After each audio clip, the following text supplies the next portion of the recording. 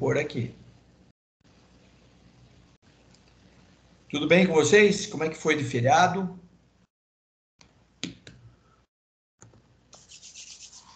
Não vou começar a chamada já não, porque tem gente que sempre atrasa. Então, eu vou dar uma repassada na aula passada, que nós não acabamos de ver, e como eu não gravei, então eu vou passar rapidinho só para vocês terem os slides aí, e a gente já chega ao ponto que nós paramos. E aí, eu paro um pouquinho e faço a chamada, porque ainda chegaram poucos alunos por enquanto. Então, vamos lá. Na aula passada, nós falamos sobre o crescimento pela inovação, tá certo? E nós vimos aqui que o Clayton Christensen e o Michael Reiner, em 2003, escreveram esse livro, Crescimento pela Inovação, e ele é importante para a gente entender alguns fenômenos que já aconteceram e estão acontecendo no mercado, tá bom? Então, nós temos aqui, por que as empresas não sabem crescer de forma sustentada? É uma resposta que esse livro ajuda a gente chegar. Como promover novas formas de crescimento nas empresas? Também esse livro ajuda.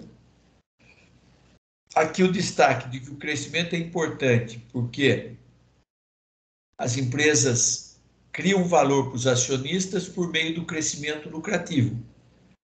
Então, eu falei aqui na aula passada que se você for trabalhar numa empresa e não enxergar que a sobrevivência da empresa depende de todo mundo trabalhar para gerar valor para os acionistas olham, primeiro, se você não tiver a fim de fazer isso, vão enxergar e vão mandar você embora.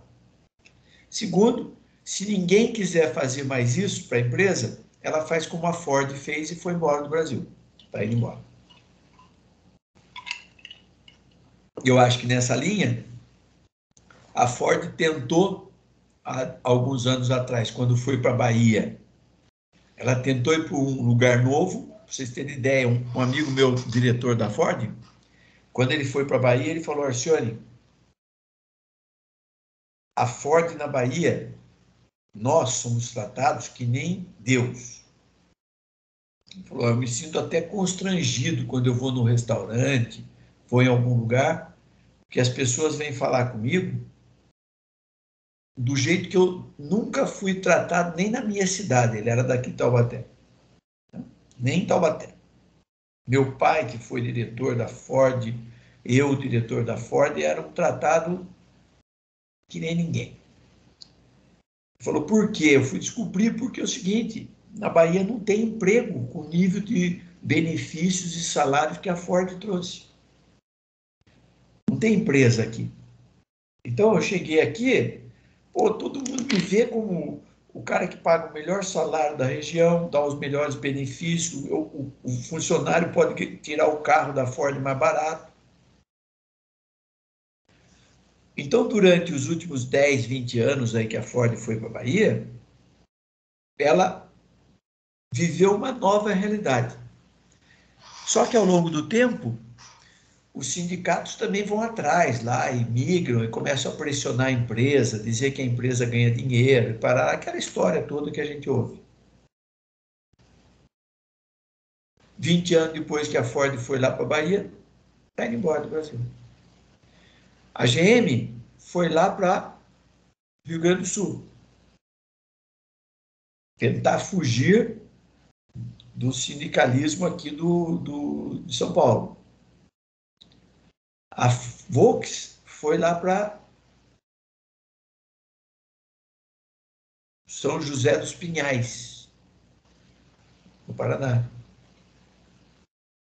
Ainda a Volks está se aguentando, porque a Volks é um gigante, né? Se pegar lá a Volks na Alemanha, a Volks da Alemanha é uma cidade igual Taubaté, de tão grande que é. Ela é muito forte.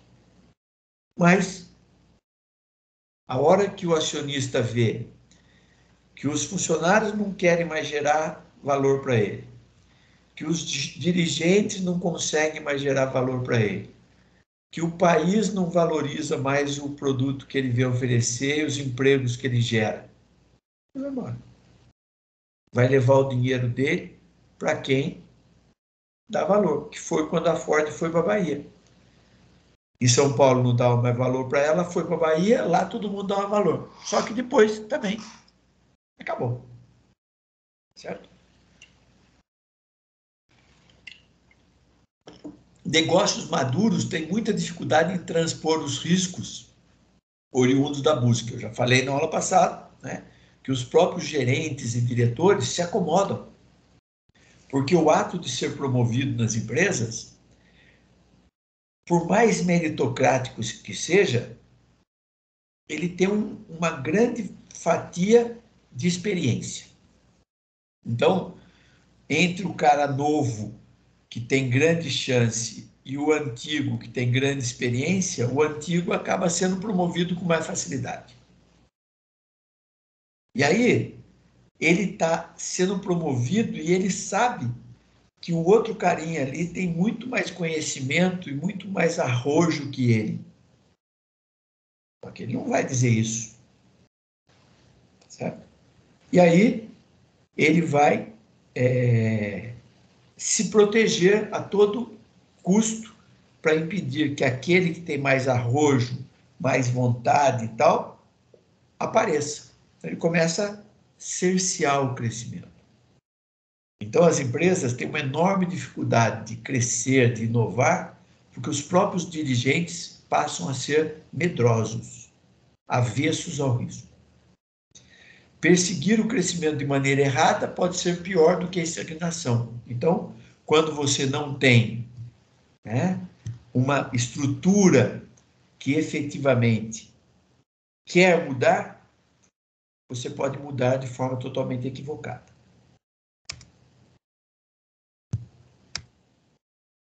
Uma em cada 10 empresas é capaz de sustentar o tipo de crescimento que traduz em aumento do retorno para os acionistas.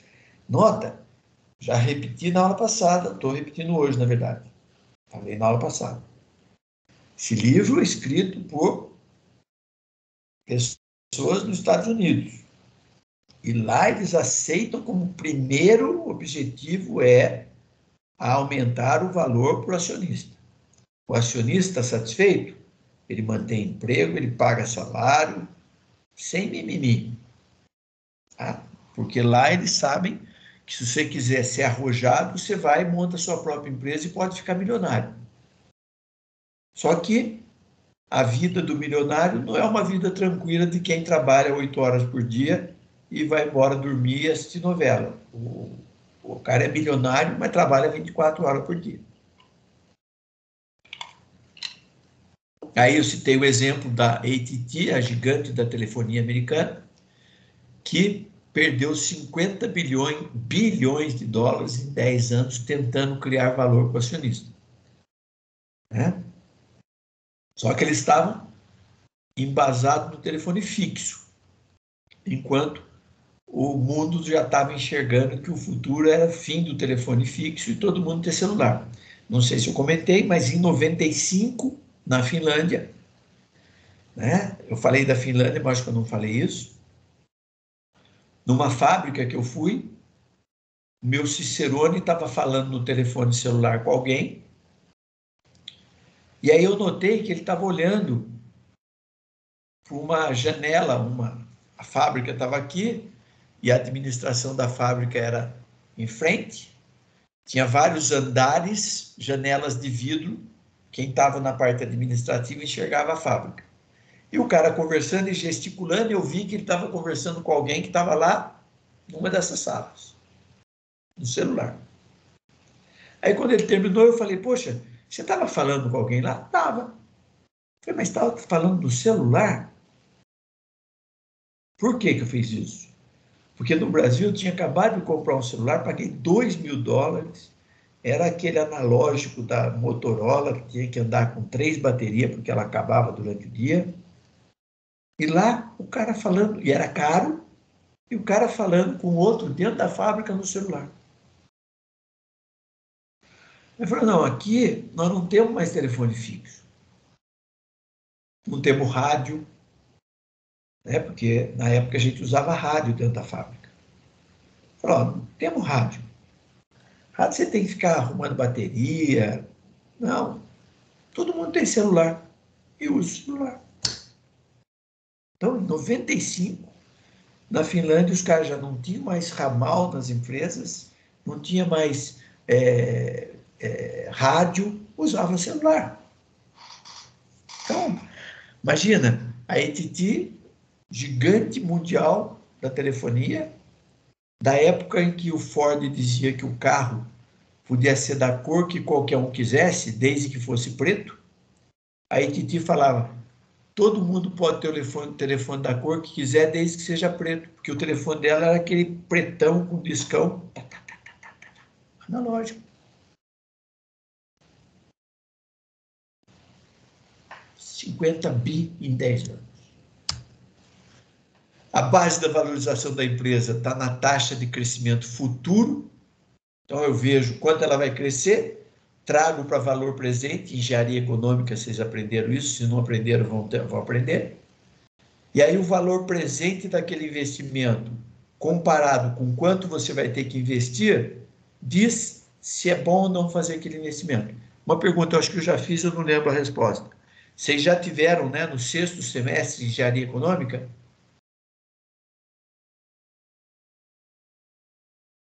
Alguém fala comigo aí? Boa noite, professor. Sim.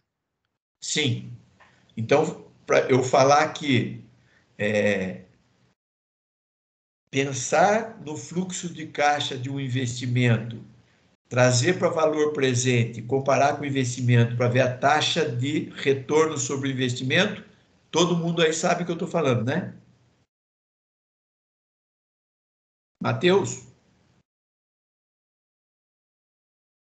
Matheus foi embora. Guilherme? Eu não estou falando grego aí para você? Davi?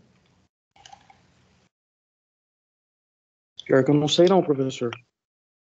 Mas você teve engenharia econômica?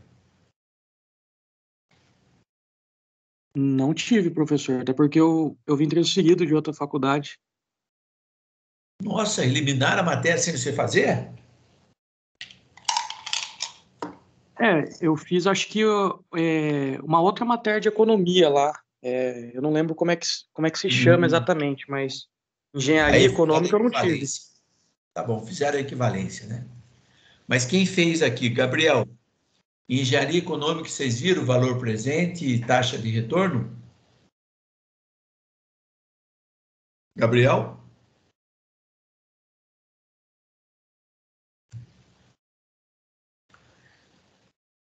Eu vou fazer chamada aqui, porque eu estou vendo que tem um monte de gente que não está aqui, coisa nenhuma. Vamos lá. Ô, Já volto. professor, nem tem essa matéria Oi, na grade. professor, tô aqui. Acabei de ouvir. O microfone não estava desligado. Eu não sei, não tô lembrado disso não, professor. Engenharia econômica. Alguém sabe o que vocês tiveram em engenharia econômica? A gente teve Eu estou aula com falando isso Agostinho. O mais porque provável eu já dei engenharia econômica para o pessoal da elétrica. o mais próximo de economia que a gente teve foi com o Agostinho. Qual? Agostinho? Isso. Tá. Ó, tudo bem. Então, vou falar para vocês acreditando que vocês tiveram. Deveriam ter tido. Está no programa, porque eu já dei essa disciplina e eu sei que está no programa. No 6º semestre tem engenharia econômica lá. O que é isso aqui que está no slide? Até não estou com o slide aberto, eu vou colocar aí para vocês. Eu estava fazendo uma revisão do que eu dei nas aulas passadas. Vou colocar aqui, na aula passada, quer dizer. Então, ó, a base da valorização da empresa está na taxa de crescimento futuro, que é descontada para o valor presente. E o valor é dado pela soma dos resultados em curso mais o que estão previstos. Então, o que acontece? Ó? Uma empresa está funcionando. Ela tem o faturamento dela, tira as despesas, tem o lucro como resultado. Quando eu vou fazer um investimento, para ampliar uma linha de produção, para criar uma linha de produção nova, para ter um novo produto, eu vou ter que investir em máquinas, em prédio, em montagem, em treinamento. É um puto investimento que eu vou ter que fazer. O que justifica esse investimento é o quanto essa empresa enxerga que vai ter de lucro no futuro. Tudo bem? Então, vou montar agora, vou gastar tantos milhões para fazer a fábrica, só que daqui a um ano eu vou faturar tanto, vou ter tanto de despesa, vou ter um lucro tal, no outro ano aumenta o lucro, no outro ano aumenta e tá. Ok? Na disciplina Engenharia Econômica, você enxerga esse crescimento aí que a empresa vai ter, e aí tem um cálculo financeiro que faz, que pega esse lucro futuro que a empresa vai ter e traz para hoje. É a mesma coisa que você pegar um dinheiro que você vai ter daqui, ou ao contrário, você põe R$ 1.000 na poupança, daqui 20 anos, quanto é que você vai ter? R$ 1.000 mais a correção monetária e juro mês a mês até 10 anos. Faz ao contrário agora. Eu daqui 10 anos vou ter tanto lá de resultado, eu vou trazer para hoje. Né? E vai dar R$ 1.000 aí que eu tenho que aplicar para ter o que eu quero lá no futuro. Quer ver um exemplo disso? Previdência privada. Quando você vai fazer uma previdência, o gerente do banco fala para você, tá, quanto é que você quer ter de renda no futuro? Ah, eu quero R$ 5.000 de renda no futuro. Tá, daqui quanto tempo? Ah, eu estou com 20 anos, 22 anos, vou me formar agora, até os 55 anos. Daí ele faz a conta e fala, você tem 33 anos, né? 22 para 55 dá 33 anos. Você quer ter uma renda de 5.000. Aí ele vê, para você ter uma renda vitalícia de 5.000, quanto que você tem que ter de dinheiro aplicado para pegar 5.000 por mês e esse dinheiro não acabar até os 90 anos, por exemplo. Então ele calcula quanto você deveria ter e daí ele traz para valor presente quanto que você tinha que aplicar de uma vez para daqui 33 anos você ter aquele dinheiro. Aí você fala, não tenho esse dinheiro para aplicar. Ele fala, tá, então todo mês você vai ter que depositar tanto o valor lá, todo mês você deposita esse dinheiro na sua previdência, ele vai acumulando ao longo do tempo, daqui 33 anos, quando você tiver 55, você vai ter aquele montante que ele calculou, que você pode tirar 5.000 por mês da sua aplicação e não vai acabar o dinheiro até você morrer. Esse é o cálculo da previdência privada. Ok? Quanto você quer ganhar e quanto você tem que depositar hoje para ter esse dinheiro daqui a 30 anos. Quanto mais velho a gente faz a previdência privada, maior é o valor que eu tenho que depositar para chegar no dia que eu quero parar de trabalhar, ter o dinheiro que eu gostaria. Certo? Então, se vocês estão com 20 e poucos anos, já pensa em ter lá R$ 1.000 por mês depositado numa previdência, sei lá quanto, R$ 500, e vai aumentando ao longo do tempo, mas já faz, porque quando se aposentar, a sua aposentadoria provavelmente não vai ser suficiente para você ter o padrão de vida que você tem como engenheiro. Né? Então, você tem que fazer uma previdência privada. Sem contar que a previdência do governo, ela é sempre deficitária, né? E quem trabalha na iniciativa privada paga uma previdência gorda de quem é do serviço público. Então, a tendência é a previdência cada vez está pior em termos de dinheiro, porque os caras não vão mexer no bolso deles com a previdência pública, que eles vão querer ter uma previdência gorda, como sempre tiveram, tá certo? Então, a gente tem que cuidar da nossa própria vontade, porque se depender dos caras, a gente não tem nada. Então, olha só, quando você estiver nas empresas que você estiver trabalhando, você vai ter que estar preocupado com o seguinte, ó, Como é que eu vou ampliar a empresa? Mas eu sou peão da empresa, não vou pensar isso. Já falei na aula passada. Eu enxergo cada um de vocês como os futuros gerentes, diretores e presidentes de empresa.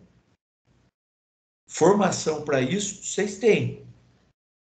Vai depender do arrojo de cada um, da coragem de cada um, da força de vontade, da dedicação, da ambição para crescer na hierarquia da empresa. Como eu falei, cada promoção que você tem aumenta seu salário, seus benefícios, mas aumenta suas responsabilidades.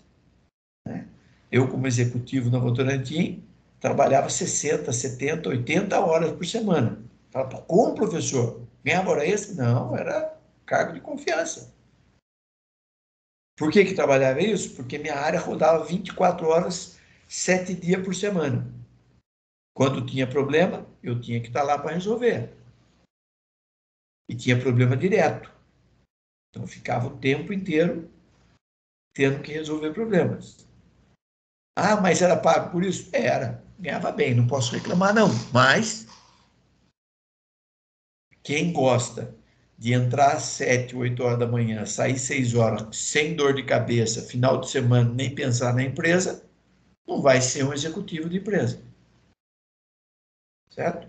Mas preparação para isso vocês têm. Então, quando eu falo, ó, você vai estar lá na empresa, vai vir uma ordem lá da presidência dizendo o seguinte, ó, temos que pensar em novos produtos e investimento porque nós estamos perdendo o mercado. E quando você for fazer esses cálculos para investir numa nova máquina mais eficiente e tal, né, você vai ver o quanto essa máquina vai gerar de resultado no futuro. Vai trazer para valor presente quanto isso se transforma em dinheiro e comparar com o investimento que você vai ter que fazer. Se o investimento for aqui embaixo e o valor presente do lucro for aqui em cima, essa diferença é a lucratividade que você vai ter com esse investimento. Se essa lucratividade for boa, a empresa vai aprovar o investimento.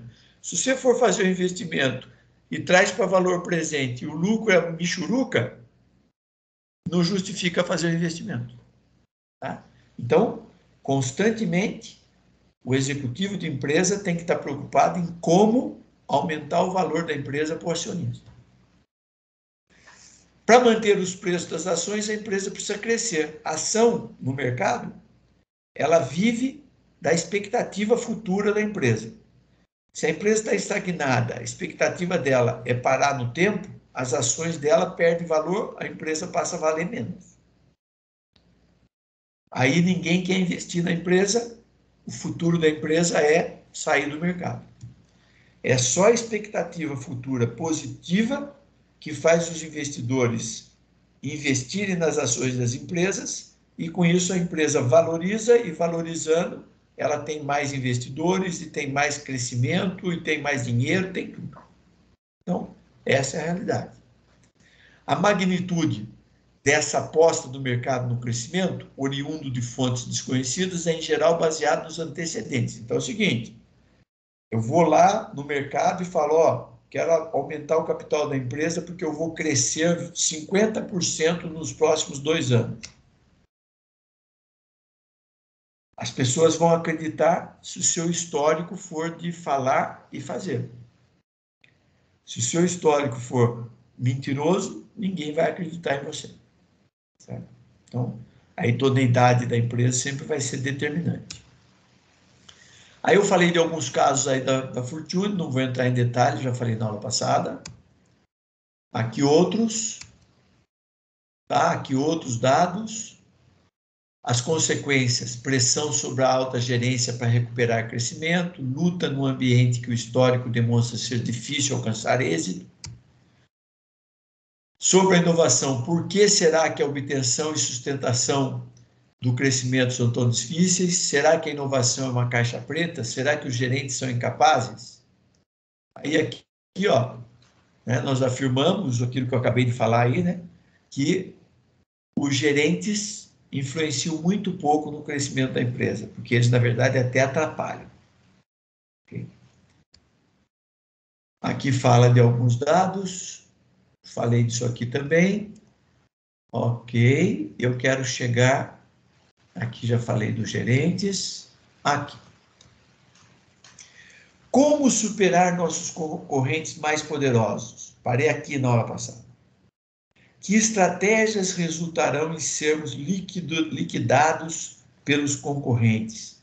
E que cursos de ação nos conferirão posição de controle ou vantagem? Como eu falei, essa palavra aqui, disrupção, quando eu escutei a primeira vez, que foi quando eu li esse livro, por causa do curso que eu fiz, eu nunca tinha ouvido falar essa palavra. Hoje, tem grande chance de... Nós estamos aqui em 2, 4, 6, 8, 8 mais 14, 22 pessoas, fora eu. É provável que dos 22 aí, 5, 6 já tinham ouvido falar alguma coisa sobre o que é disrupção. Quando eu ouvia, há 20 anos atrás, um pouco mais talvez, nem imaginava o que era. O que é disrupção?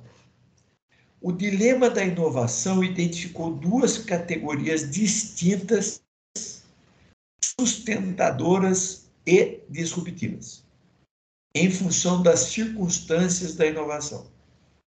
Então, você tem dois tipos de inovação. A sustentadora, quando a corrida redunda em produtos melhores, vendáveis a preços mais altos, a clientes mais atraentes. Essas são as inovações que os titulares quase sempre são os vencedores. Exemplo. Nas TVs abertas brasileiras, quem tinha o destaque na estratégia sustentadora? A Rede Globo.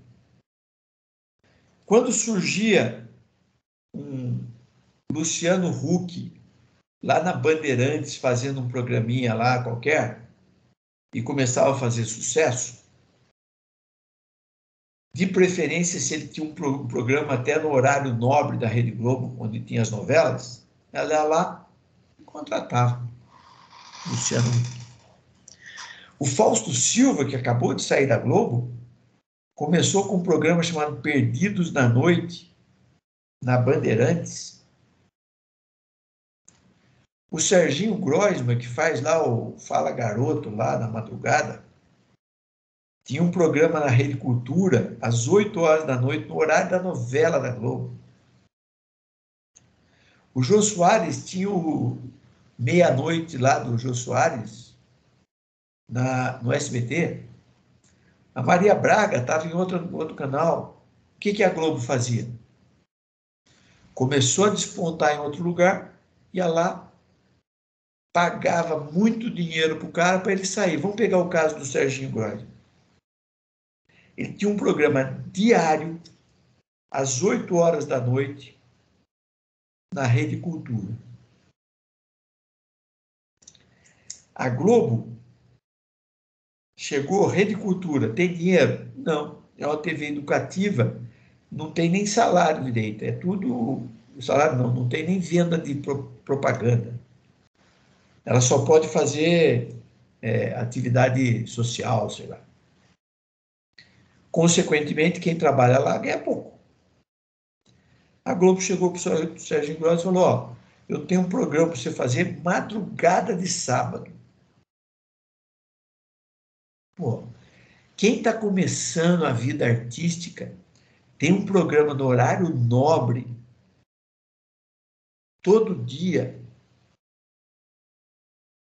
Qual a razão do Serginho Groisman aceitar sair da cultura com um programa diário no horário nobre e ir para a Globo num programa que ia passar de madrugada?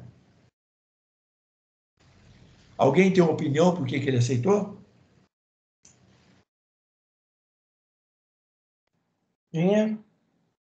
Dinheiro. Pô, mas a Globo pagava muito mais assim? Foi assim que trouxe o Jô Soares, Ana Maria Braga, o Faustão, Luciano Huck. O Mignon Não é a primeira tentativa da Globo de pôr para fazer programa, não. O Mion já foi tirado da TV Cultura também, ou da Bandeirantes, não sei. Lá atrás, veio para a Globo, não deu certo. Aí foi fazer um outro programa, acho que é Legendários, não sei em que canal que era. Começou a fazer sucesso também, daqui a pouco a Globo trouxe para fazer não sei o quê, e agora deu o horário de sabadão para ele, no lugar do Luciano Huck, que foi para o lugar de Faustão. E tem um monte assim. Então, a decisão de crescimento, de inovação sustentador, ele tem o foco no mercado mais rico, no mercado que tem mais exigências, e ele vai tentar fazer o produto de ponta. Vamos dar um exemplo. Aviação. Quem é que faz o avião de ponta? Alguém tem opinião aí? Quem que faz o avião de ponta?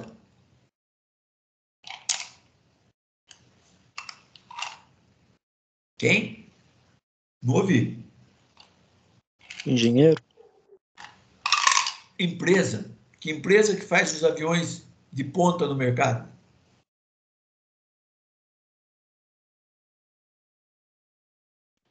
Embraer. Não. Não é Embraer. Bom, Parte militar dos Estados Unidos? Da China? Não.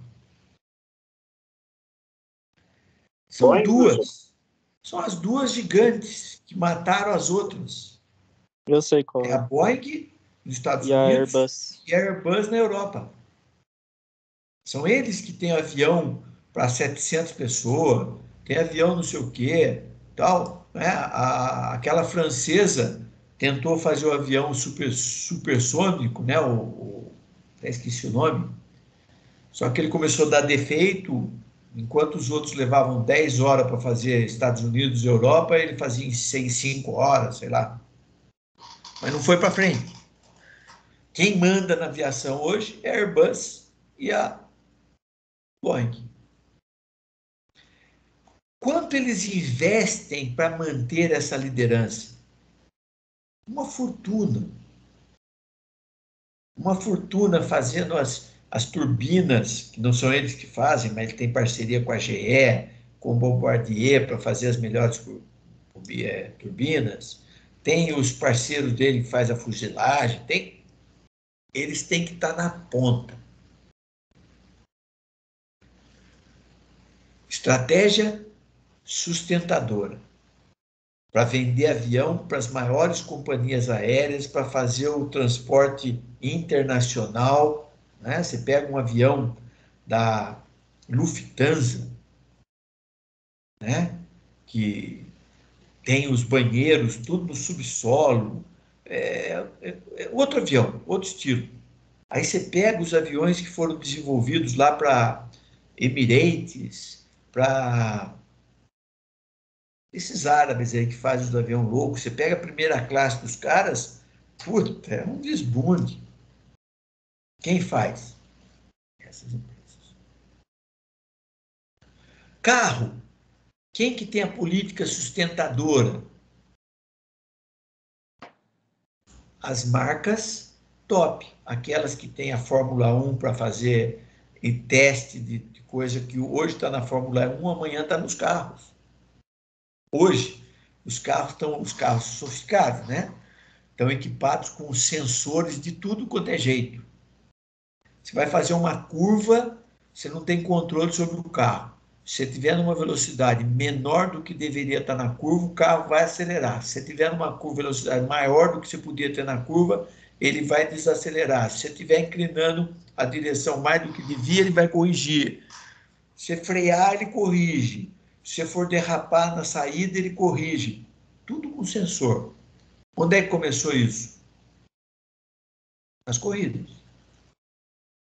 Quem desenvolve as tecnologias da automobilística? Corrida.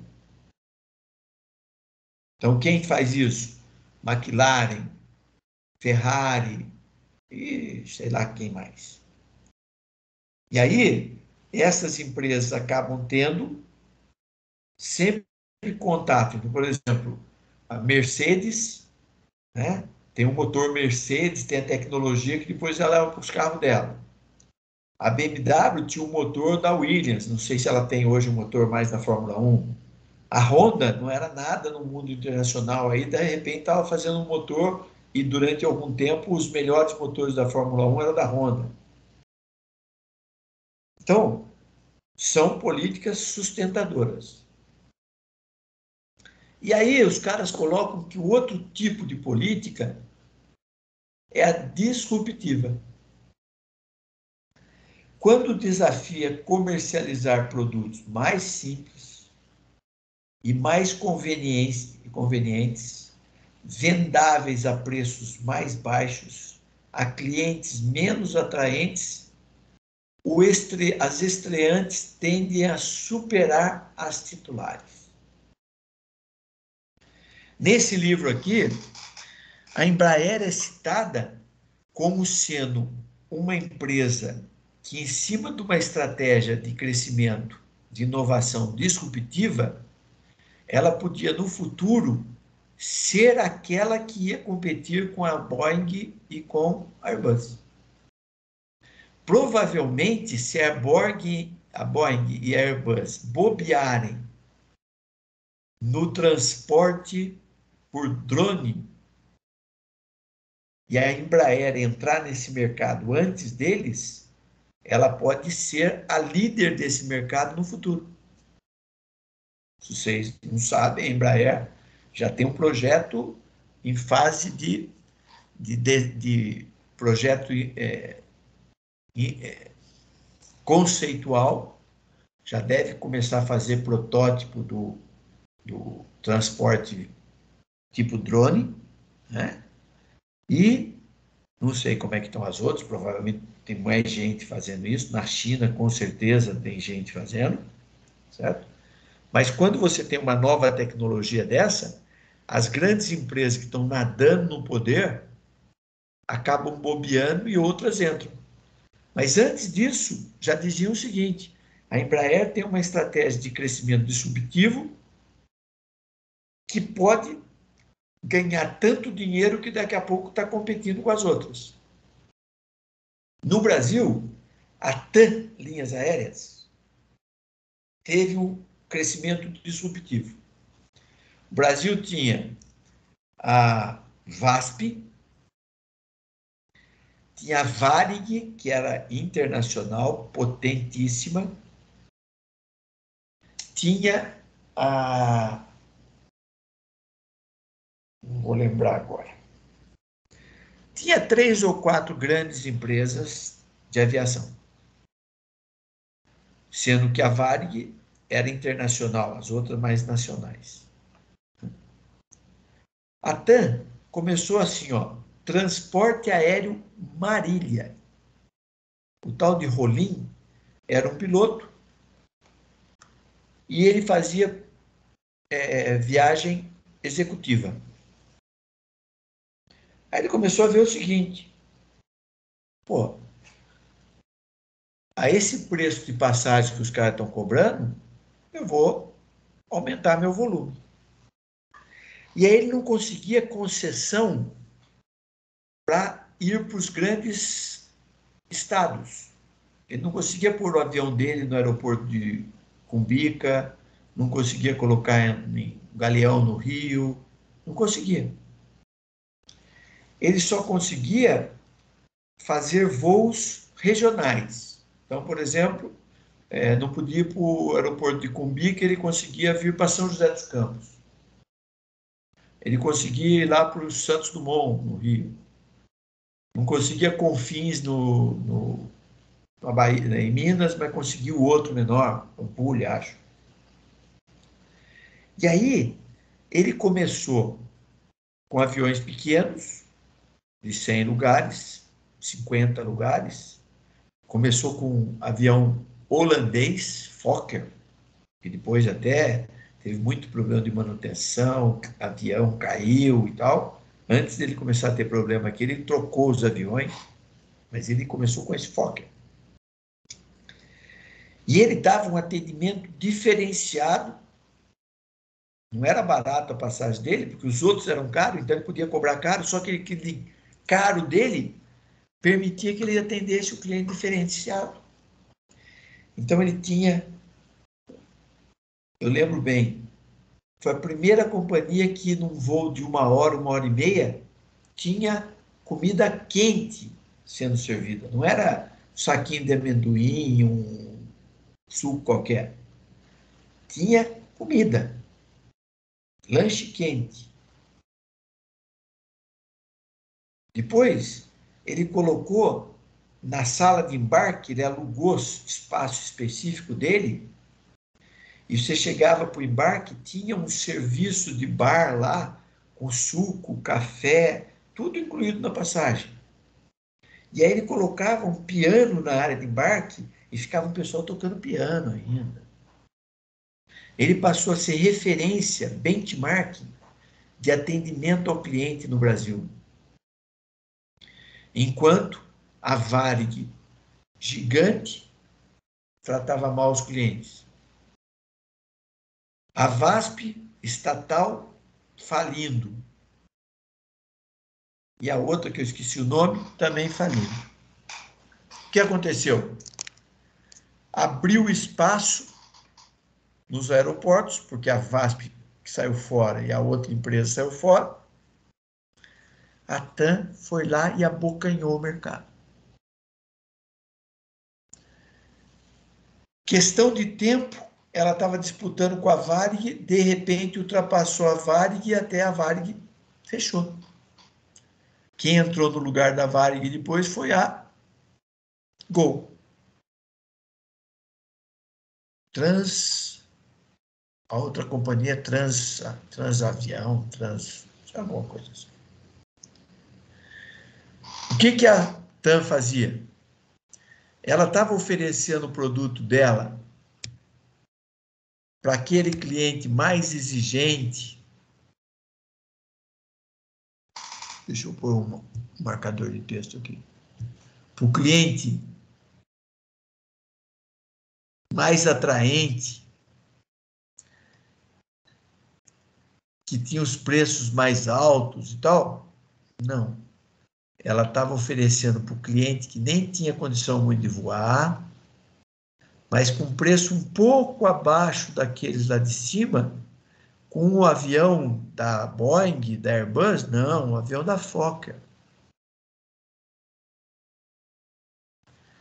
Começou por baixo, só que foi crescendo o número de voo e ganhando dinheiro, daqui a pouco ela abocanhou a grande. Crescimento disruptivo. Disrupção inerente ou promovida. Poucas tecnologias ou ideias de negócio são intrinsecamente sustentadoras ou disruptivas pela própria natureza. O impacto disruptivo deve ser moldado em estratégias.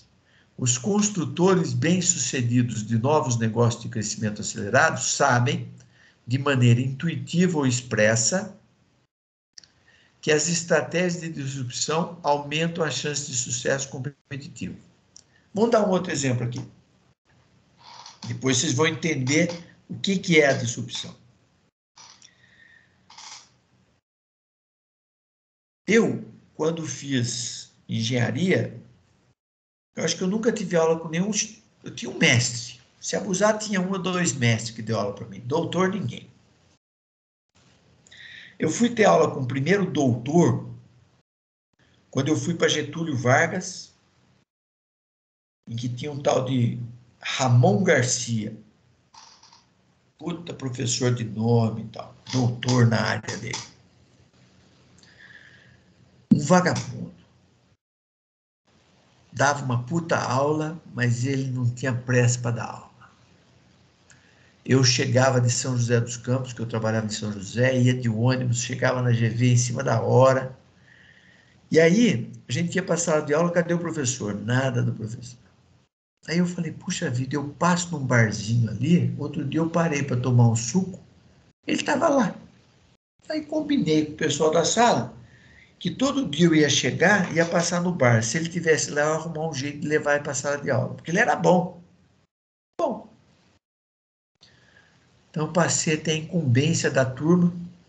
Eu chegava pela 9 de julho, tinha um barzinho ali na 9 de julho, eu passava, ele estava lá batendo papo. Eu pedi um suco. Gostava, professor, tudo bem com o senhor? Beleza e tal, tal, tal. Nossa, professor, estou atrasado, vamos embora. O senhor vai dar aula para mim. Arrastava ele para a sala de aula. Mas se não fizesse isso, era 20, 30 minutos para ele começar a dar aula.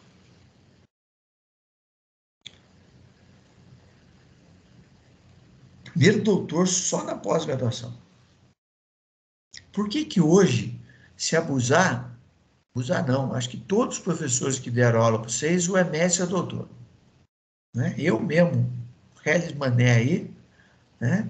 Tenho mestrado, tenho doutorado no ITA, tenho pós-doutorado na Itália. Puta, quem sou eu perto dos caras que eu tive aula no passado e tal? Não sou nada. Tive aula com os caras que eram bons pra caramba, não tinha formação nenhuma, ele era engenheiro só, matemático, nada. O que aconteceu? Um determinado momento, o governo brasileiro lá, 30 anos atrás, sei lá, falou, ó, para ser curso superior tem que ter pelo menos 30% de mestre e doutor. Aí a universidade, para continuar sendo universidade, né, ela teve que começar a estimular as pessoas a fazer mestrado e doutorado e dava até bolsa. Né? Na Unital eu não tive bolsa quando eu fiz mestrado. Não. Não tive. Doutorado, não sei, mas era o seguinte, era 10 horas aula que a gente recebia a título de bolsa para quem estava fazendo mestrado ou doutorado reconhecido. Mestrado eu não tive, porque eu fazia mestrado na Casper Libero em São Paulo e o mestrado ainda não era reconhecido. Depois ele foi reconhecido, mas como não era quando eu fiz, né, só no final que ele foi, não tinha direito à bolsa. Doutorado, não sei se quando eu estava no ITA eu tive bolsa, devo ter tido. 10 horas. Como se eu desse 10 horas de aula, eu não dava essas aulas e recebia como bolsa por estar fazendo. Só que olha que legal. Eu comecei a fazer, o outro do lado olha e falou, o senhor vai fazer mestrado, tem que fazer também. Pô, fulano está fazendo doutorado, também tem que fazer. Aí todo mundo começou a querer fazer esse negócio. A ponto de se abusar hoje, a gente tem 70%, 80% de professores com mestrado e doutorado no Unital. E crescendo, porque quem não tem está fazendo. Só que começou a ficar caro para as universidades. Na Unital ela não tem como fazer. O cara fez concurso, é mestre, doutor, ela não tem como demitir o cara. Mas se for numa Anhanguera, por exemplo, ela para crescer na velocidade que ela cresceu, ela pegou tudo aquele mestre e doutor que foi formado durante esse período, sem precisar investir para que eles fizessem mestrado e doutorado, ele já fez, e começou a contratar esse pessoal para falar assim, ó, eu tenho 70%, 60% de mestre e doutor dando aula no meu curso. Meu curso não é inferior da Unital. E eu cobro mais barato. Mas vamos fazer uma continha. A Unital, vocês estão aqui em 22 alunos. A Unital começa o curso lá com 50, 60. Chega agora com 22. Só que as aulas que vocês têm são iguais. Com 100 ou com 22 alunos, o professor ganha. A Anhanguera falava que era 60% o valor do curso dela no início, só que ela colocava 100, 150 na sala. Vamos fazer a conta. Se for o mesmo valor, né? Vamos supor que seja R$1.000 por mês na Unital. Com em média 30 alunos por sala de aula, ganha 30 mil por mês. Vamos supor que o custo das aulas seja igual. Aqui tem a mestre e doutor, lá também tem. O custo é igual. Aí ele cobra, ao invés de R$ 1.000, 600. Só que 600 vezes 100 alunos já dá 60 mil, o dobro da Unital. Se for 150 alunos, dá 90 mil por mês, 3 vezes a Unital. Se o custo for o mesmo, o lucro deles é 2, 3 vezes maior do que o da Unital. Só que ele está atendendo um público menos exigente que foi estudar com eles porque o preço era 600, 500 reais, enquanto na Unital era 1.000. E não estava preocupado de ter 100, 150 alunos na sala, porque era a oportunidade que ele tinha de estudar. E ele nem sabia que se fosse estudar na Unital, ele ia estudar com 30 alunos, 40 alunos. Ele não estudou na Unital para ir para lá. Ele nem entrou na Unital porque ele não tinha 1.000 para pagar por mês. Lá ele tinha 500, 600. Agora vocês imaginem, a Anhanguera pegou chama Anhanguera porque o objetivo era ter uma faculdade em cada cidade ao longo da rodovia Anhanguera. Aí ele viu que dava tanto dinheiro esse negócio que começou a ter em Jacareí, São Isabel, São José, Taubaté, Caçapava e foi. Tem 1 milhão de alunos hoje. Imagina quanto esses caras tiveram de dinheiro. Agora, eles começaram com um processo sustentador de crescimento, de inovação, como faz, por exemplo, a Getúlio Vargas, a Mauá, a Unital. Não. A Unital era líder no Vale do Paraíba, aqui chegamos a ter 14 mil alunos. Era o ITA em primeiro, Guará, a engenharia deles tinha mais professores graduados do que nós, depois a Unital. Mas em número de alunos, o ITA tinha 500 alunos, 600. A FEG em Guará tinha 500 alunos, a Unital tinha 14 mil alunos.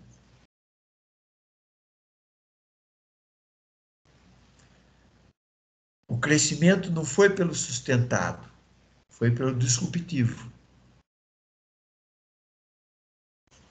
Vamos construir nesse pensamento. Quem tiver dúvida, comentário, não entendeu alguma coisa, fala, porque é importante vocês entenderem isso. Aqui está o modelo da inovação disruptiva. Olha só, eu tenho na horizontal as inovações no tempo e na vertical eu tenho desempenho. A linha de cima são as inovações sustentadoras, que está de acordo com o ritmo do progresso tecnológico. Quem investe mais na tecnologia tem mais força para ter a inovação sustentadora. Então, por exemplo, no caso da Rede Globo, ela contratava pagando preço de ouro para os melhores do mercado. A Unital começou a contratar, esqueci de falar isso. Como não tinha mestre e doutor na Unital, quando passou a ter exigência, ela foi ali no ITA e falou, quem está aposentando aí? Você não quer começar a dar aula na Unital? Eu pago 40 aulas para você, você vai lá para dar 8, 10 horas. E na USP também. Hoje tem o Giacalha, não sei se você já conhece. Giacalha é um fenômeno na área de engenharia. Ele veio numa dessa, estava aposentando na USP, convidaram ele para dar aula no tal, porque ele era um doutor já de nome. Então, as escolas, eu fui fazer mestrado na Casper Libero, e uma vez o Mitsuru, que hoje é meu amigo, tudo, mas ele falava, esse negócio do governo, não sei o quê, TTT, a gente tem que sair porque a gente tem que dar aula em outros lugares, porque agora o salário lá na USP não é suficiente e tal. Um dia eu parei a aula e falei, professor, vamos combinar uma coisa. Eu trabalho a semana inteira. Venho no sábado para ter aula, pago para fazer mestrado. Eu vou dizer uma coisa para o senhor. Ainda bem que o governo fez isso, porque vocês viviam num castelo de cristal lá na USP, preconceituoso, achando que só quem estudava na USP que era o bambambam e tal. E eu sou executivo de empresa, gero riqueza muito mais do que o senhor nunca pensou em gerar na sua vida. Então, vamos combinar uma coisa? O senhor não está satisfeito de vir dar aula aqui? Não venha. Mas se vier, vamos combinar que o senhor nunca mais vai ficar chorando as mágoas de estar recebendo pouco lá e ter que vir trabalhar aqui. Todo mundo olhou. Depois eu fui se orientando dele no mestrado. Ele me convidou para fazer doutorado na USP. Eu dei aula no Brasil inteiro no grupo dele de pós-graduação, mas eu tive que dar uma esfregada nele, porque era assim. O pessoal dava aula na USP, entrava meia dúzia de aluno por ano para ele dar aula, ele ganhava uma nota, e nós que trabalhávamos, geravam riqueza, não tínhamos oportunidade de fazer mestrado, porque não podia trabalhar. Tinha que ser durante o horário normal. E aí, com a mudança no mercado, uma Casper Libero da vida foi lá e criou um mestrado que a gente tinha aula, podia ter aula durante a semana? Podia. Só que se você fizesse as aulas só no sábado, você não ia ter todas as disciplinas que você poderia fazer, mas em 2, 3 anos você fazia as necessárias para tirar o mestrado. Eu fiz 7 disciplinas em 2 anos. Hoje você precisa fazer 4 disciplinas para ter mestrado, eu fiz 7. Mas o cara reclamava. Falei, ainda bem que a Casper Libero tem condição de pagar você, porque ela cobra de mim para pagar você. Então era complicadíssimo. Então, a Unital também fez isso. Pegou esses professores bambambam e trouxe até para ser sombra para a gente. Daí eu olhava e falava, puxa vida, o cara é mestre, doutor, tomou meu lugar. Vou fazer mestrado, vou fazer doutorado. A Embraer, como é que ela faz o avião dela? Ela paga o desenvolvimento da turbina para o avião dela, para Boeing, para GE ou para a outra gigante da área de turbina. Não. A turbina que está equipando o avião da Embraer é a turbina que equipava o avião da Boeing, da Airbus, da McDouglas, lá do passado, para avião com 100 passageiros, com 150 passageiros. A Embraer faz avião hoje de 150 passageiros. Ela não usa a turbina mais avançada e ela desenvolveu para o avião dela. Não. A GE e a outra que fazem, que eu esqueci o nome agora, maior que a GE, que faz turbina, fazer uma turbina para um avião para 150 pessoas é muito mais simples do que fazer uma turbina que vai levar 700 pessoas no avião. Então, a Embraer pega a tecnologia que já foi desenvolvida para quem estava na política sustentadora e junta essa tecnologia fazendo um avião para 150 pessoas top. Top. Só que ela pegou o excedente de tecnologia que as outras desenvolveram. Eu trabalhei na Engesa. A Engesa desenvolveu um tanque sob lagarta, né? Tanque de combate dos pesadão. E no teste na Arábia Saudita, que ia comprar 1000 tanques, o tanque da Engesa foi o melhor nos testes, tanto com os pilotos brasileiros, como com um piloto árabe. Treinava os caras e punha eles para pilotar o tanque. Acabou o teste lá, os engenheiros da Engesa vieram, ó, papamos. O contrato é nosso. Só que o tanque da Engesa não tinha nenhum produto praticamente brasileiro. O motor era importado, a visão noturna importada, o canhão importado. A lagarta, eles compraram a FNV aqui em Cruzeiro para forjar as peças. Mas os optrônicos, equipamentos de visão noturna e tal, tudo importado. O que a Engesa fazia? Pegava a tecnologia que já estava desenvolvida no mundo, trazia e fazia o melhor projeto.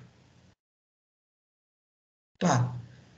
Os americanos foram nos árabes e falaram, ó, eu sou o maior comprador de petróleo seu.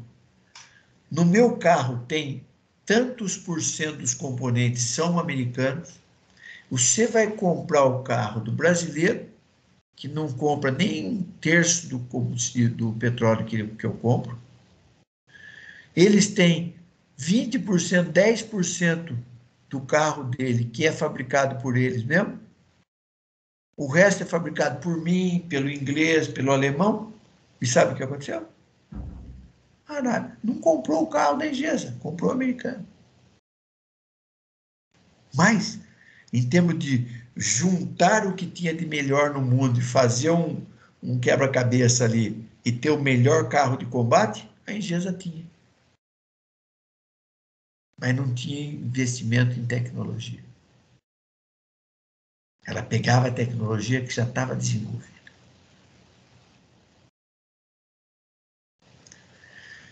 Olha o que ele fala ali, ó. Eu tenho, em 1983, a velocidade de digitação era maior do que a capacidade dos processadores. Não sei quem já viu isso. Eu fui trabalhar na indústria em 83, 84. Fui fazer estágio de engenharia. E na época a Engesa tinha um sistema de planejamento de materiais e produção que era feito todo mês um inventário e preenchia as planilhas com todas as ordens e tal, todo o plano de produção, ia para o pessoal do CPD, processamento de dados, que nem existe mais, aquelas papeletinhas, e os caras digitavam. Os caras eram tão rápidos na digitação que o teclado, quando ultrapassava a capacidade de armazenagem dele, ele apitava, o cara tinha que parar. Daí depois ele começou a digitar de novo. Os processadores eram mais lentos do que os homens. 83. O top da informática, dos hardwares, correram atrás para desenvolver os processadores e hoje você pode se matar de digitar, a maquininha é infinitamente mais rápido do que nós. Quem é top investiu pra caramba em tecnologia para ser top. Mas todos os outros vieram a cavalo usando essa tecnologia sem ter que investir em tecnologia, pegando o que já está desenvolvido. Olha lá. A linha 2 lá em cima é das sustentadoras. Só que tem uma setinha aqui, ó, dizendo que o excedente do que é desenvolvido é utilizado para fazer inovações disruptivas, que é o desempenho que é utilizável ou absorvível pelos clientes. Vamos entender isso na prática. 3 elementos críticos. Primeiro, em todo mercado existe uma taxa de melhoria utilizável ou absorvível pelos clientes. Por exemplo, hoje os celulares deixaram, hoje não, há um tempo já, de ser telefone. Ele juntou a máquina fotográfica que a gente tinha antes, juntou o gravador digital, juntou o Walkman, que depois virou iPod, que depois virou, juntou aqui. Juntou agenda, juntou, é um computador hoje. Você imagina? Eu comecei a trabalhar na indústria quando o computador usava aquele disquetão, cabia 140 megas, sei lá. Depois virou disquetinho que cabia sei lá quanto. Depois o CD, até a gente até perde a noção. Hoje qualquer celular tem lá 256 GB, não sei quantos GB de memória, até porque se não tiver, não roda os app. Os aplicativos. É um computador. Ou seja, se você for ver, a gente usa menos de 10% de tudo que o celular traz de funcionalidade. Só que quando a gente vai comprar, a gente quer o que tem a melhor não sei o que, o melhor não sei o que, o melhor não sei o que, o melhor não sei o que. Aí se você pegar toda essa lista que justificou você pagar 5, 6 mil, 4 mil, sei lá quanto no celular, e fizer a lista do que justificou esse preço, e marcar quanto você está usando em horas ou minutos essas funcionalidades, você vai ver que o que você mais usa mesmo até tem marcador hoje. Você entra lá e você vê. Você usou os dados mais no WhatsApp, mais não sei o quê, mais não sei o quê, daí você olha, tempos de uso. Falando, você usou tanto, mostra. Daí você tem um monte de aplicativo que você não usou nunca. Tem uma lista lá de aplicativo que faz 1 ano que você não usa.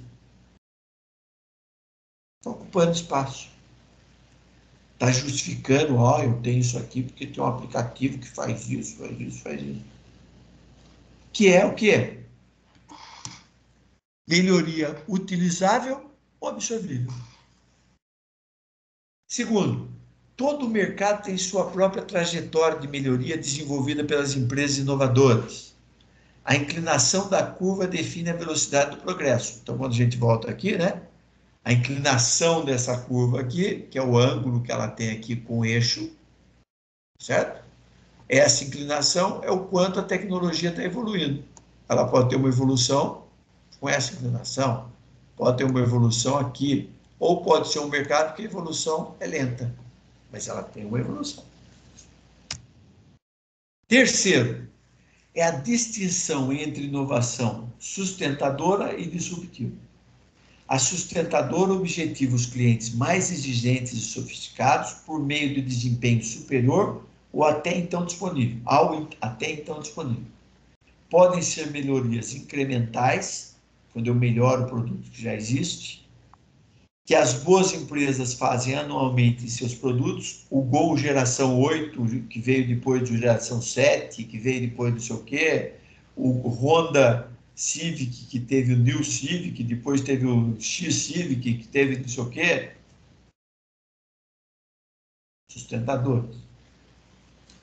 São necessários altos recursos para investimento em novas tecnologias.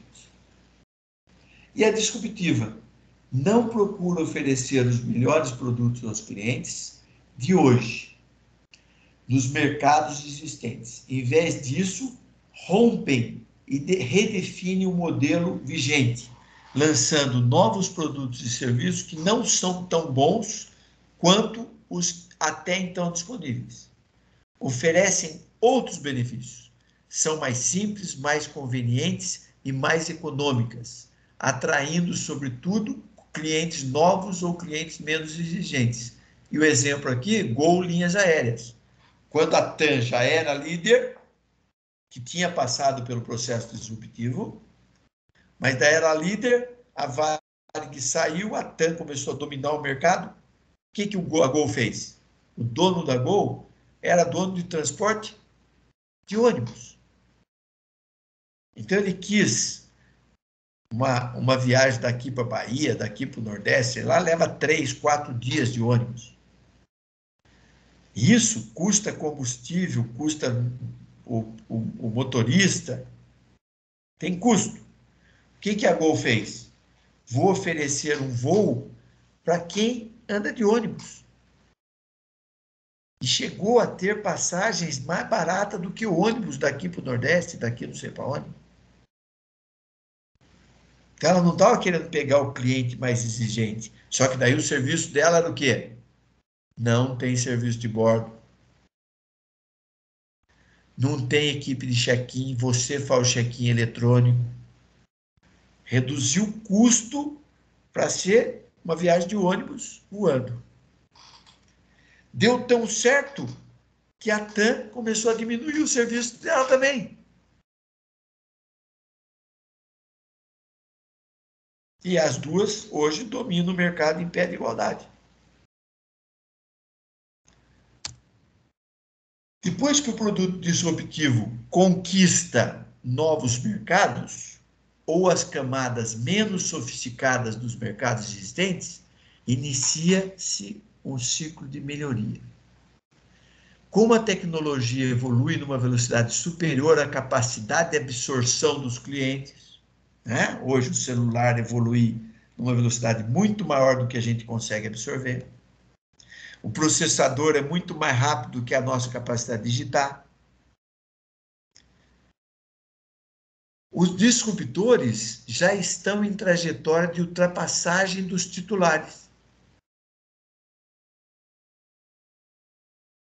Lembra da Anhanguera? Que cobrando 60% do valor, mas colocando 100, 150 alunos na sala de aula, ela começou a bater as outras? E pior, como quem estuda numa não estuda na outra, com o tempo, ela foi igualando o preço. E nem aquela desvantagem de preço ela não tem mais. Ela foi igualando, só que colocando 100, 150 alunos em sala de aula. E demitiu doutores e mestres. Já que ela não faz pesquisa, ela deixou exatamente o número necessário para ser universidade. 30%? 30% de mestre, não quero doutor. Doutor chega num ponto que ele não quer mais dar aula. Ele só quer pesquisar, só quer dar aula em pós-graduação. Eu fui fazer doutorado porque eu falava isso, que doutor era preguiçoso, não queria dar aula. E os caras, tá falando isso porque não é doutor. Falei, então vou fazer doutorado e vou continuar falando isso. E aí, quando hoje fala, eu falei, eu sou doutor lá do ITA. Você quer fazer lá para ver se você consegue? E continuo afirmando, se o doutor é bom mesmo, ele tem que estar dando aula na graduação, que é onde forma o profissional que vai para o mercado. Pós-graduação é uma consequência. Eu dou aula na pós-graduação também. Mas nunca abri mão de dar aula na graduação. É aqui que eu estou formando o profissional para o mercado. Lá na pós-graduação, o foco é formar professor. Agora mudou um pouco. Tem mestrado profissional, que é onde eu gosto da aula, que o cara vem da indústria para aprender a melhorar o desempenho da indústria. Todas as minhas orientações são o que dá para melhorar na indústria. Vamos estudar isso e vamos melhorar na indústria. Aí você faz o seu nome, é promovido, daqui a pouco você é diretor da empresa. Porque eu vou ensinar você a fazer dar resultado na empresa. Aí eu dou aula na pós-graduação. Mas ficar discutindo sexo de anjo lá, tô fora. Prefiro dar aula aqui. Então, a Anhanguera acabou com os doutores. Tem um número de mestres necessário, que são os 30%, que é a obrigação ter para ser universidade. Não tem mais. Está um monte de especialista dando aula, cara que só tem graduação, dá aula. Aí, para vocês terem ideia, olha como é que é as coisas. Eu tive aula com um cara, há 30 anos atrás, que era diretor na Mecânica pesada, que virou Alstom, que hoje chama GE. O cara era uma sumidade, fez faculdade na França de materiais de construção mecânica. Fudido. Desculpa a palavra. Sabe onde ele dá aula hoje? Aposentou na Unital, a Anguera viu, falou, poxa vida, esse cara tem que estar aqui. Ele não é mestre, não é doutor, acho que ele fez só graduação, não sei nem se tem mestrado. Outro dia eu fiquei sabendo que ele está dando aula de materiais de construção mecânica na Anguera.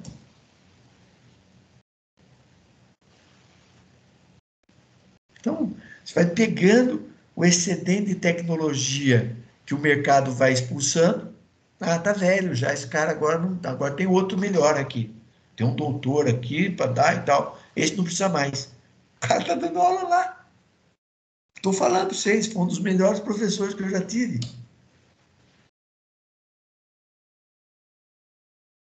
Isso é disrupção.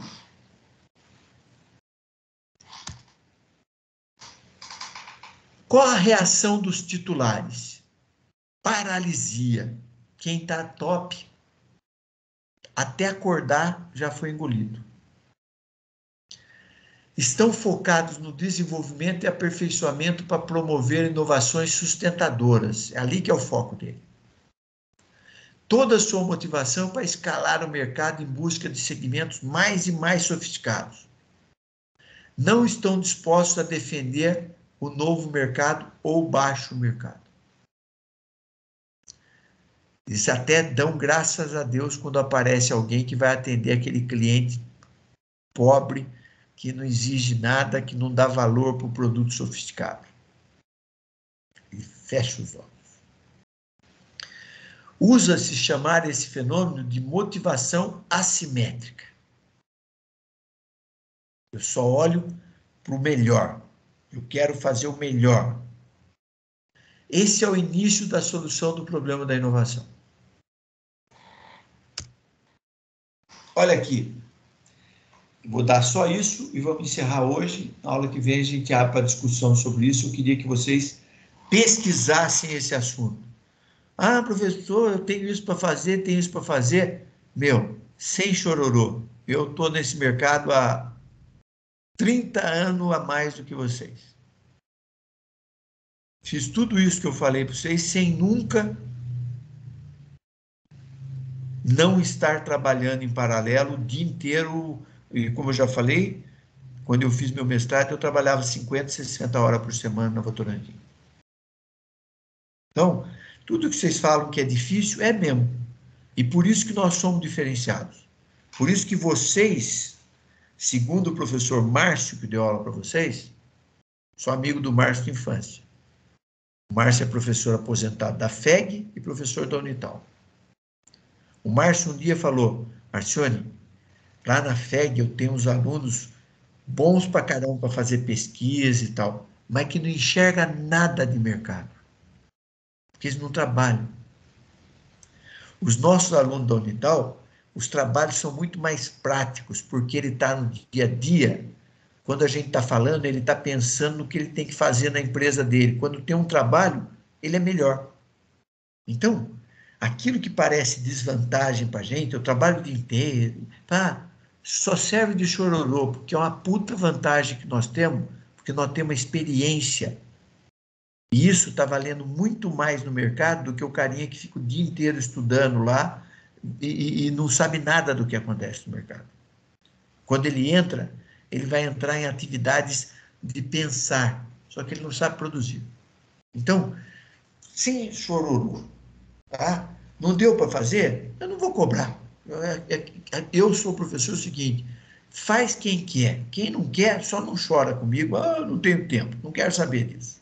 Eu nunca, como eu já falei, tive tempo para estudar só. A única vez que eu fiz só uma coisa na vida, só uma, foi de 1º de junho de 2015 a 1º de julho de 2015 a 30 de junho de 2016.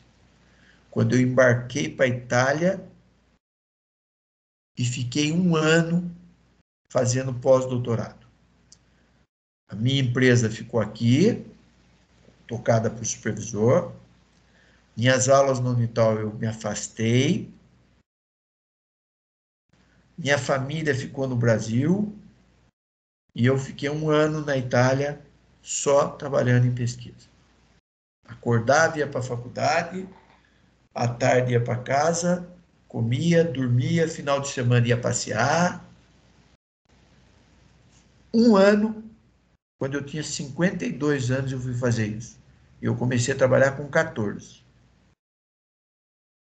Então, todo chororô que pode ter na vida hoje, para mim é balela. É esse esforço que vocês fazem que faz a diferença no mercado. Que vocês estão competindo com o pessoal que não tem essa experiência. Então você já sai na frente.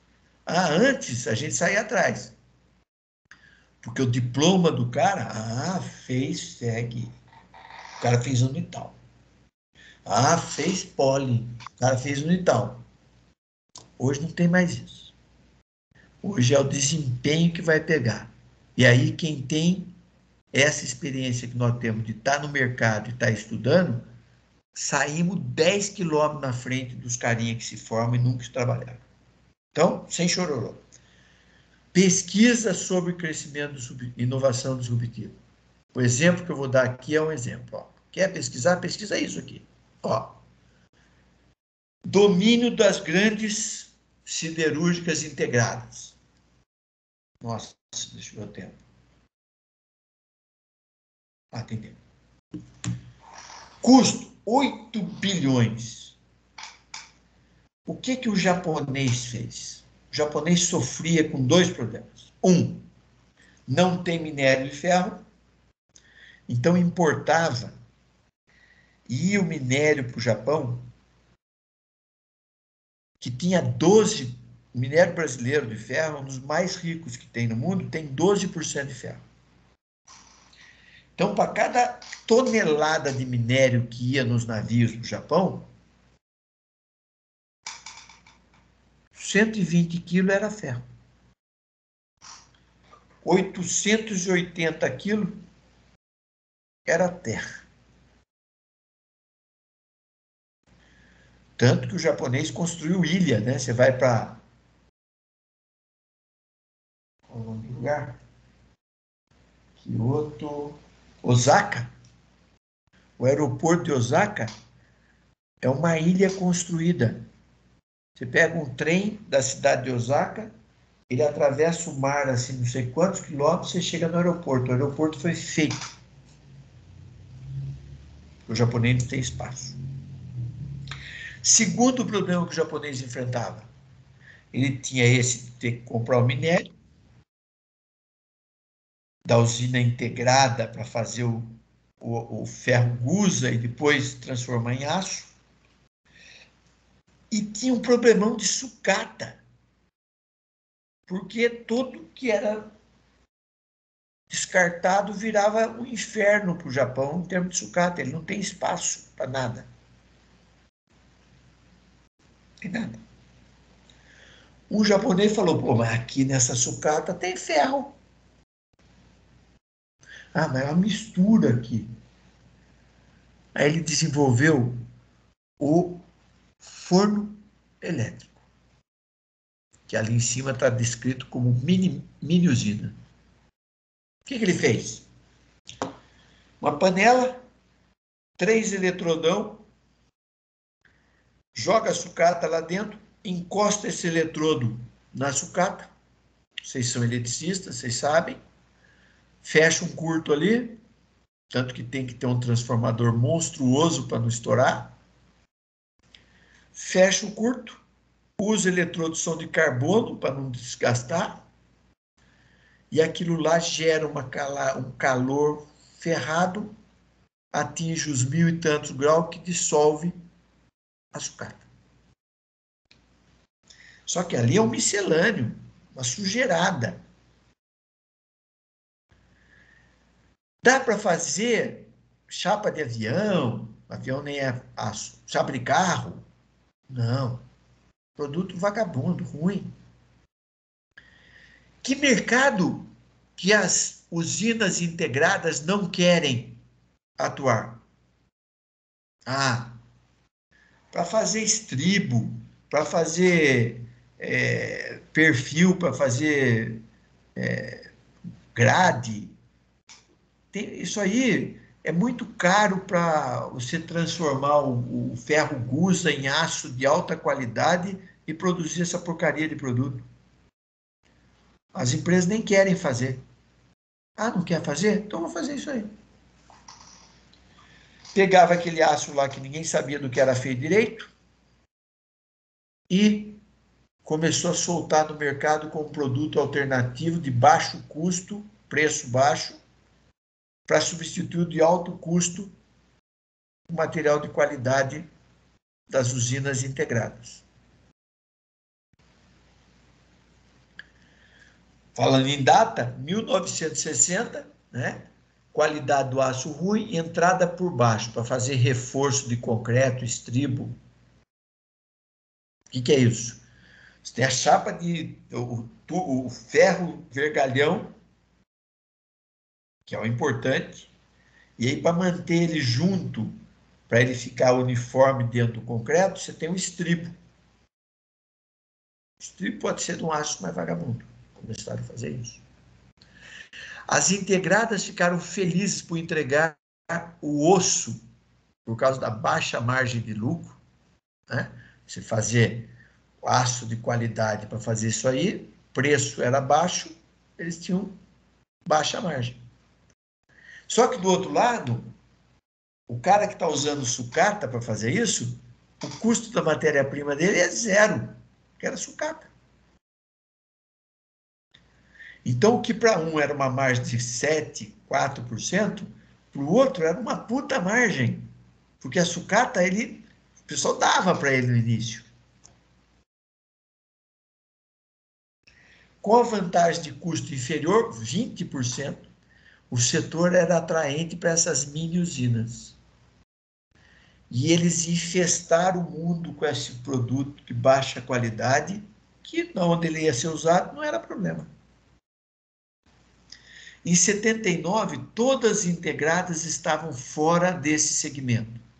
O preço da barra de reforço caiu 20% e o diferencial das mini usinas se exauriu. Por quê? Todo mundo produzindo, cai o preço. Saída, busca de outros mercados mais sofisticados.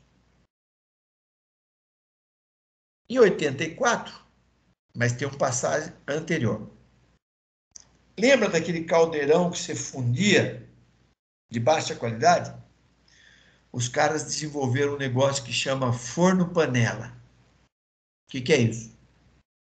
Aquele aço de baixa qualidade é despejado numa outra panela, é tirado a amostra para ver que componentes que tem ali que está faltando para o aço melhorar a qualidade. E aí adiciona naquele outro forno agora o chamado ferro-liga,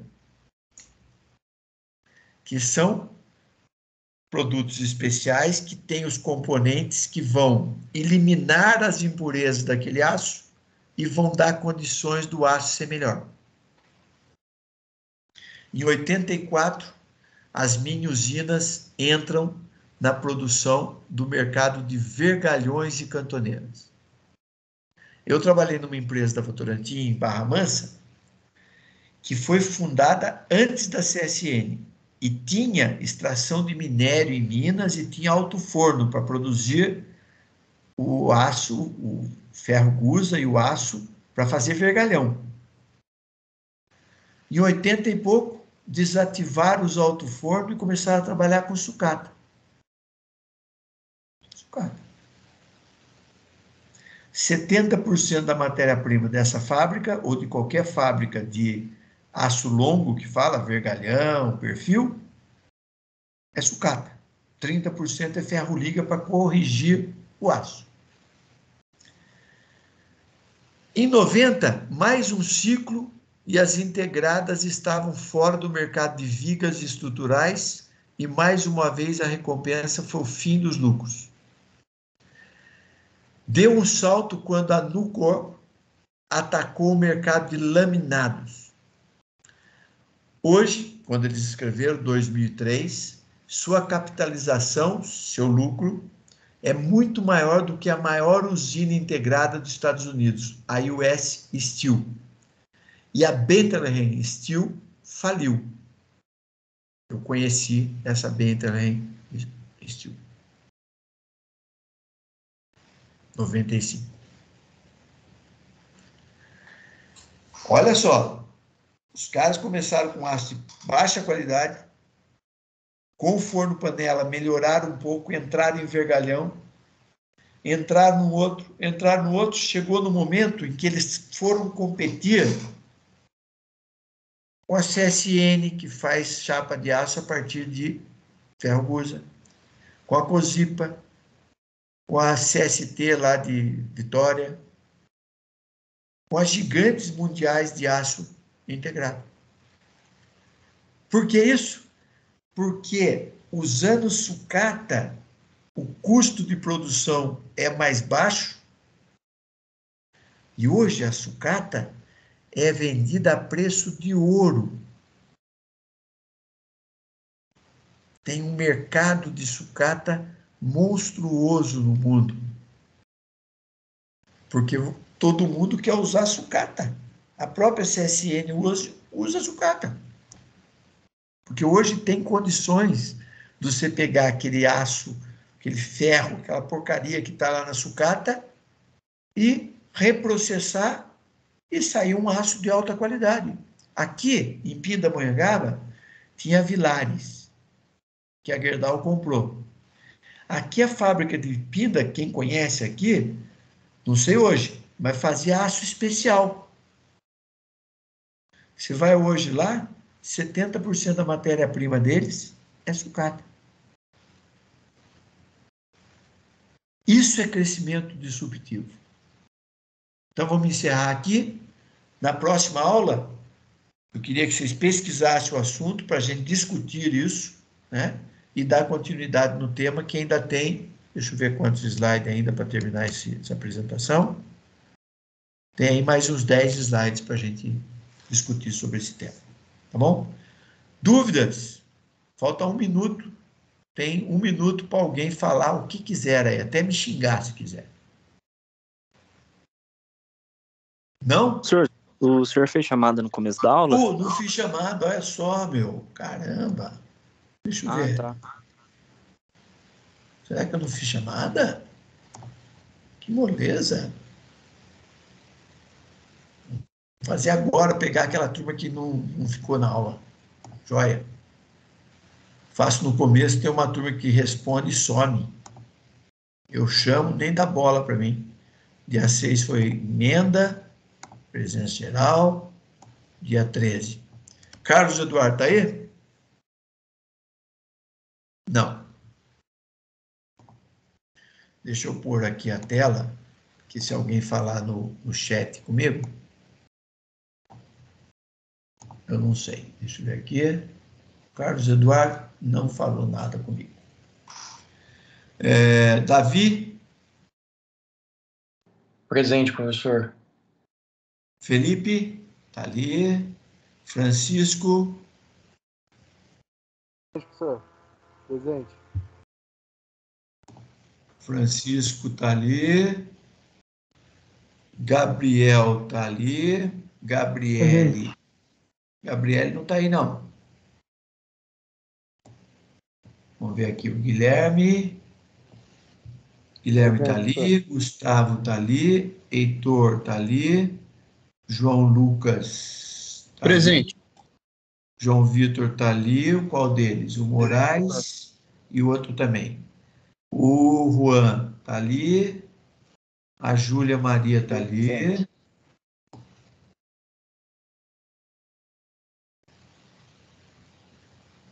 Lohan. Não. O Lin estava aí. Cadê o Lin? O Leandro abandonou a aula. Ó, avisa o Lin aí que hoje eu vou dar boi para ele, vou dar presença. Mas se ele abandonar a aula antes de terminar, na próxima aula eu vou dar falta para ele. Lohan está aí. Lucas Carvalho está aí. Lucas Santos está aí. Marco Antônio está aí. Matheus está aí. Rubens, não. Presente. Boa noite, professor. O Pedro está aí? Não, né? Alguém viu o Pedro? Eu não vi, então não sei se ele está aí. Rúbia está ali. Sabrina, alguém viu? Não. Então, quem faltou? Sabrina, Pedro, Gabriele e Carlos Eduardo. Carlos Eduardo apareceu aí? Carlos Eduardo está aí. Ué, cadê o Carlos Eduardo? Acorda o Carlos Eduardo para mim aí. Quem é o representante mesmo? É a Gabriele, né? Também não está aí. Faz favor, manda uma mensagem para o Carlos Eduardo, que na próxima aula que eu fizer a chamada, ele estiver conectado, mas não falar comigo, nem por chat, por nada, eu vou entender que ele está conectando e está indo fazer outra coisa, não está assistindo aula, então eu vou dar falta, tá bom? Hoje eu vou deixar até com presença ele aqui, porque ele está aí, ó. Ele e o Lin. Os dois estão com presença mesmo, não estando dando ar da graça para mim, beleza? Pessoal, bom dia, boa semana para vocês. Semana que vem a gente continua. Um abraço. Obrigado, professor. Boa noite. Boa noite. Falou, senhor. Boa noite. Tchau, tchau.